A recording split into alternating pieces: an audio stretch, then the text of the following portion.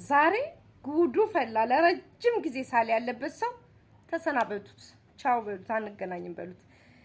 ብዙ ጊዜ እንደዚህ አይነት ጥያቄ አያለሁኝ። ማለት የተወሰኑ ሰዎች እንዴት አወቅሽ፣ ከየት አወቅሽ ምናምን የምትሉ ሰዎች ዝም ብላችሁ መድኃኒት የምትጠቀሙበት አይሻልም? አንደኛ በባህል ውስጥ ነው ያደግነው። ቤተሰቦቻችን ምን እንደሚያደርጉ እናውቃለን አይደል? ገንዘብ አታወጡበት፣ ክፈሉ አላልኩኝ፣ ይሄን ግዙ፣ ይሄን ከኔ ወሰዱና እዛ ጋር ጨምሩ አላልኩኝ።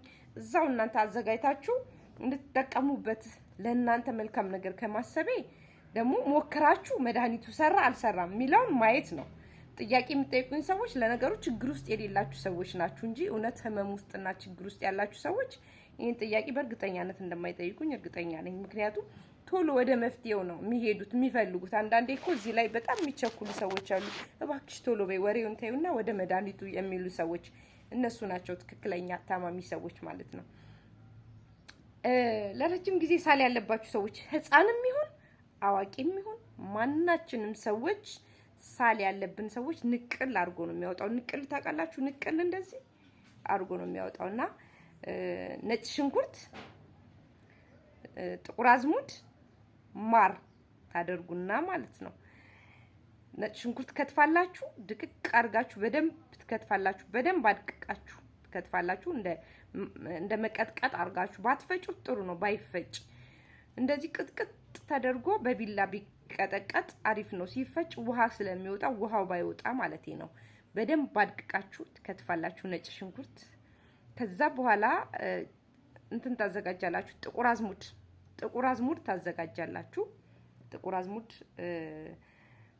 እጥብ አድርጋችሁ ፀሐይ ላይ አድርጋችሁ በእቃ ታስቀምጣላችሁ ማለት ነው። አጥባችሁ ፀሐይ ላይ አድርጋችሁ በእቃ ብዙ ውሃ ውስጥ አታቆዩት። ስታጥቡ አቧራውን ብቻ ለቅለቅ ለማድረግ ማለት ነው። እጥብ አድርጋችሁ ፀሐይ ላይ አድርቃችሁ ከዛ ታስገባላችሁ። በጠርሙስ ነገር በእቃ ታስቀምጣላችሁ። ጥቁር አዝሙድ፣ ከዛ ማር፣ ንጹህ ማር ትፈልጋላችሁ። ንጹህ ማር ትፈልጋላችሁ።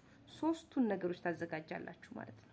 ልክ ልትጀምሩ ስትሉ ሶስቱን ታዘጋጁና እነሱን በአንዳንድ ማንኪያ በዚች በቡና ማንኪያ ትንሿ ማማሲያ ማንኪያ ያለችን በሱ አንድ ነጭ ሽንኩርት፣ ግማሽ በሱ ጥቁር አዝሙድ፣ ማር በሱ ሁለት ማር፣ ግማሽ ጥቁር አዝሙድ እና አንድ ላይ እንለውሰውና ሽት አድርገን በደንብ አድርገን ማሩን፣ ጥቁር አዝሙዱን፣ ነጭ ሽንኩርቱን አንድ ላይ ነጭ ሽንኩርት እንደዛው ነጭ ሽንኩርት አንድ ነጭ ሽንኩርት አድርጉበት። አንድ ነጭ ሽንኩርት፣ ግማሽ ጥቁር አዝሙድ፣ ማር 2 ማንኪያ አድርጋችሁ በደንብ ለውሱበትና ሶስትም ብታረጉ ማንኪያው 3 ጊዜ ስለምትጎርሱ 3 ማንኪያ አድርጉበት። 3 ማንኪያ 3 እንዲሞላላችሁ 3 ጊዜ ነው የሚጎረሰው እና በደንብ እሽት ታርጋችሁ እሽት ይፈልጋል አንድ ላይ ማላወስ ማለት ነው። በደንብ እሽት ታደርጉትና ከዛ ዋጥ በባዶ ሆድ ጠዋት ለስንት ቀን? ለ9 ቀን ጧት በባዶ ሆድ እሱን ትውጣላችሁ። ከዛ ከ9 ቀን በኋላ 7 ቀን ከቆየ በኋላ ድራሹ ሳል የሚባል ነገር ይጠፋል ማለት ነው።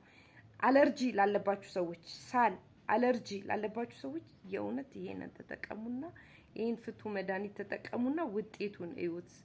ስለዚህ ዝም ብላችሁ አትሰልቹ። የሆነ ነገር ስነግራችሁ አትሰልቹ። በቀላል የምታገኙትን ነገር ነው የምነግራችሁ። ባጠገባችሁ ያለውን ነገር ነው የምነግራችሁ። እናንተም ስትጠቀሙበት እኔም ስነግራችሁ ደስ ይለኛል። እንሆ የኔ ስጦታ ነውና ኮሜንት ስጡ። ጥያቄ ካላችሁ ጥያቄ ጠይቁኝ። እዛ ላይ ማልመልስላችሁ አንዳንዶቻችሁ ዩቲዩብ ላይ ስለነገርኳችሁ ማለት ነው እያስረዳኋችሁ ስለሆነ እናንተ አታዳምጡትም። ብዙ ጊዜ እስከ መጨረሻው ስለማታዳምጡት ነው በጽሁፍ የምጠይቁኝ እንጂ እኔ ተጠንቅቄ ነው። ያልተጠየቀ ነገር ከሆነ መልሳለሁኝ። ራሴ ለብሶቹ መልሳለሁኝ። አንዳንዴም ያላዳምጣችሁትም መልስላችኋለሁ። ግን ብታዳምጡት ሞር ከምጽፍላችሁ ይልቅ ብታዳምጡት ይሻላል። ካልጻፍኩኝ ግን ግዴታ የነገርኳችሁ ነገር መመለስ አለብኝ። ይመቻችሁ፣ ተጠቀሙበት።